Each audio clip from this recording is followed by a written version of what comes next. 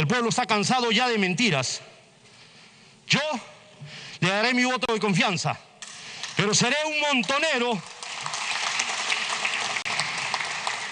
montonero vigilante que defenderá la democracia y jamás se arrodillará a recoger los dineros sucios de la corrupción. Muchísimas gracias.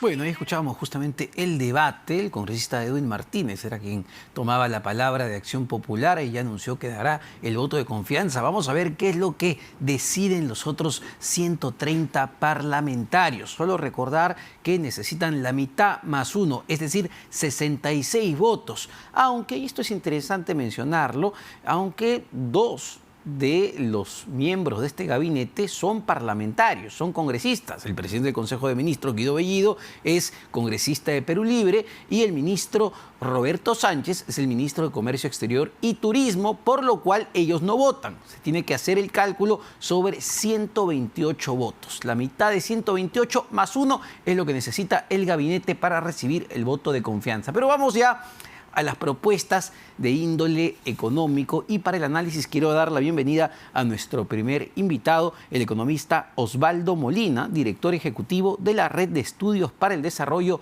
Redes. Osvaldo, ¿cómo está? Muy buenas tardes. Hola Omar, muchas gracias por la invitación.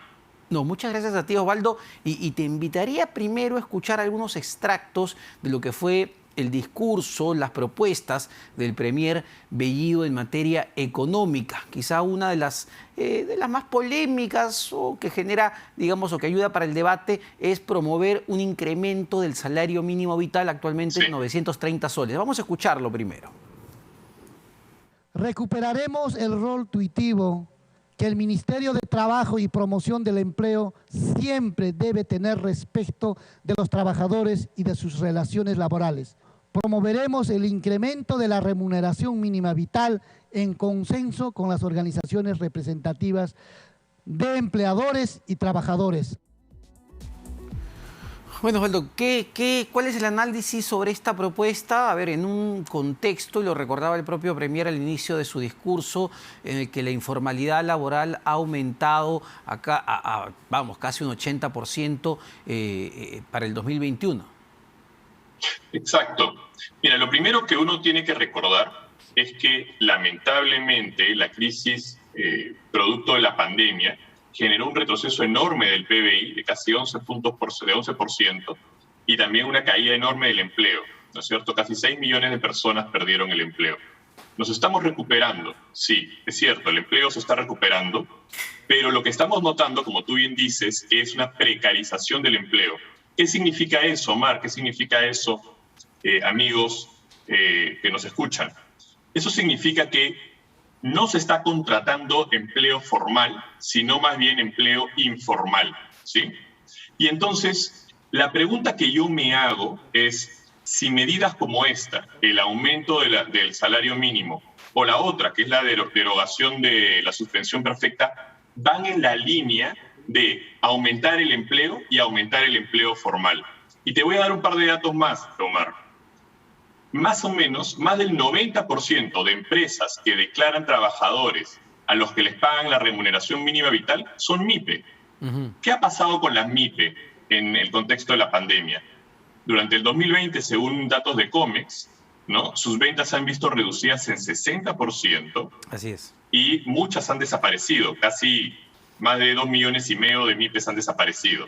Entonces, yo me pregunto si este tipo de medidas realmente ayuda a las MIPEs a reactivarse y si más bien va a ir en contra, porque van a haber menos empresas que van a contratar a estas personas, ¿no?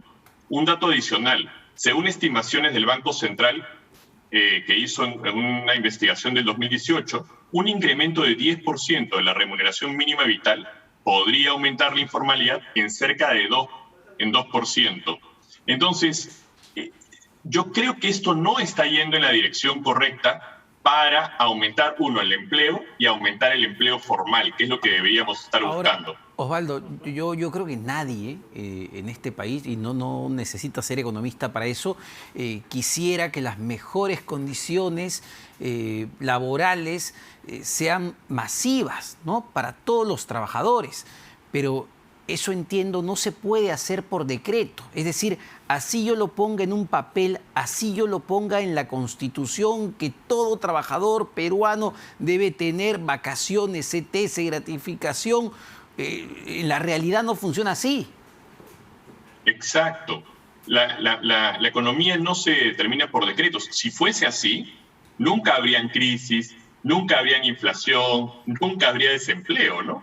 La economía no funciona de esa manera, Omar, como tú dices. Y más bien lo que deberíamos hacer es generar incentivos correctos para que, uno, las empresas les vaya bien, y dos, para que, como te digo, tengan incentivos para contratar y para contratar empleo formal y de calidad.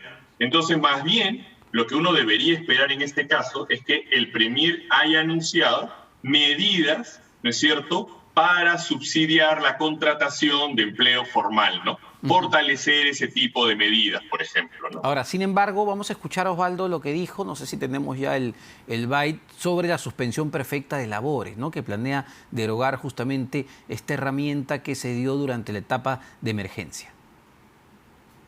Anunciamos un diálogo franco y respetuoso con empleadores y trabajadores para revisar la agenda laboral pendiente en el país, que incluya el fortalecimiento de la SONAFIL, la negociación colectiva por rama de actividad, la regulación de la terciarización y la derogatoria del decreto de urgencia 038-2020 sobre la suspensión perfecta de labores. Bueno, incluso esta semana se dio toda una polémica sobre el proyecto de ley que presentó la congresista Sigrid Bazán de Juntos por el Perú, que va en la misma línea, ¿no?, derogar esta herramienta de la suspensión perfecta de labores. ¿Esto va en la línea de mejorar las condiciones de empleo o todo lo contrario? Es lo mismo, va en la misma dirección de lo que conversábamos antes, ¿no? O sea, la suspensión perfecta fue una ley hecha en una circunstancia de emergencia, cuando las empresas no podían vender, no estaban perdiendo su capacidad productiva, etcétera, etcétera. Entonces ahí lo que se definió es, bueno, mira, en lugar de que despidas a estos trabajadores, ¿no?, dado que tú ya no puedes producir o que estás en esta situación de crisis, vamos a hacer esto de la suspensión perfecta, que tiene beneficios para los trabajadores, ¿no es cierto? Mantienen el vínculo laboral, tienen algunos beneficios como el seguro, e idealmente la idea es cuando se recuperen esas empresas puedan volver a reengancharse estos trabajadores. Ahora, de momento son 32.000 empresas que se han acogido a esta medida, o sea, alrededor de 300.000 trabajadores, y la pregunta que yo me hago es, ¿qué tipo de empresas son? La otra pregunta es, ¿ya pasaron esas circunstancias difíciles para todas?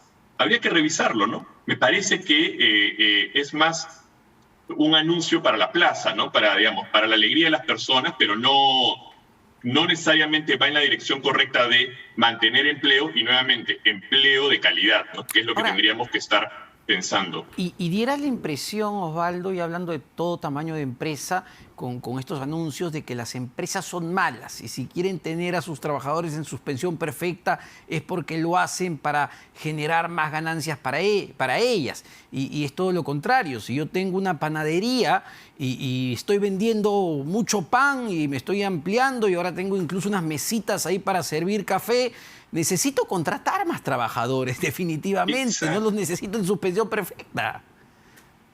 Exactamente. O sea, hay un error de ver al empresario como alguien que no es bueno, ¿no? Es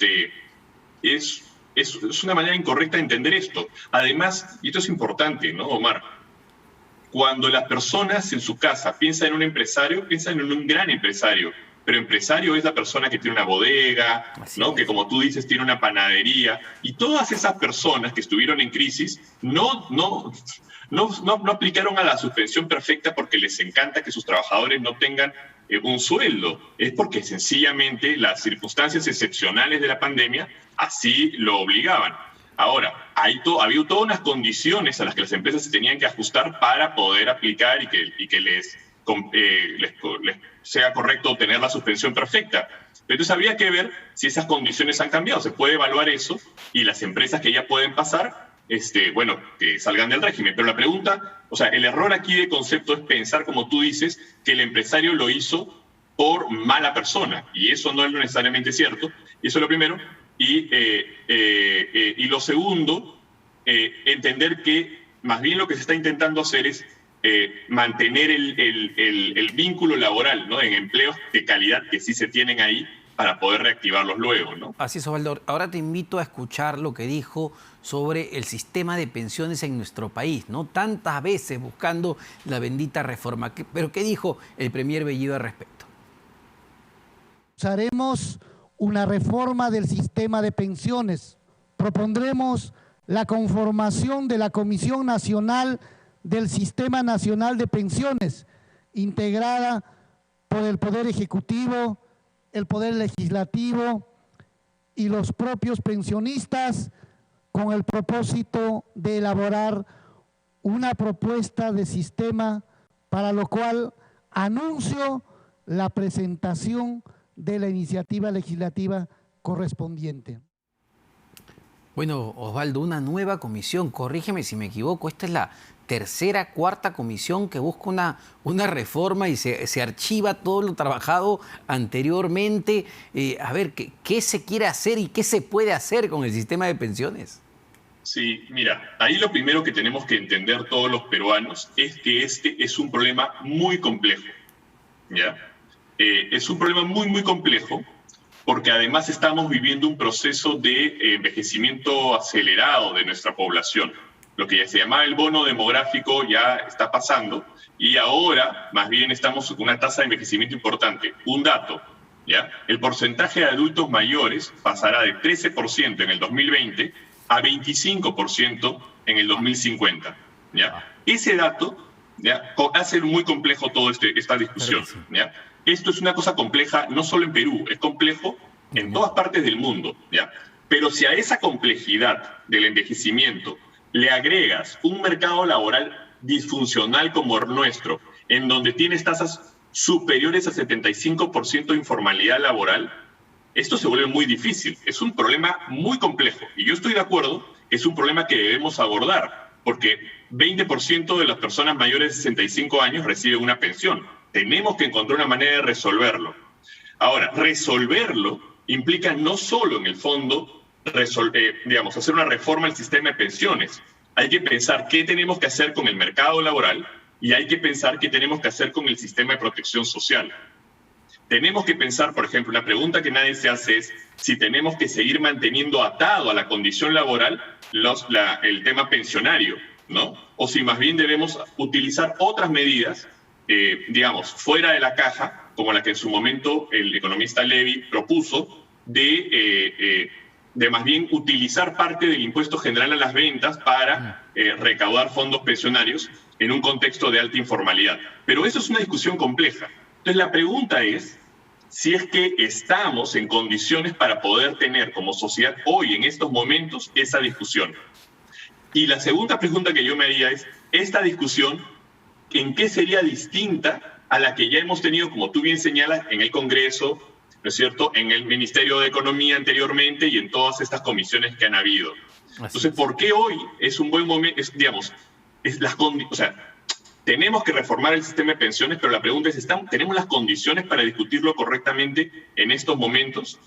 Yo no sé, ¿no? Es complejo. Sí.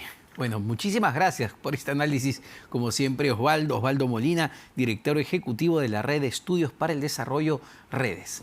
Son las 4:24, volvemos nosotros al Congreso de la República, donde se da este debate del pedido de confianza. Escuchemos.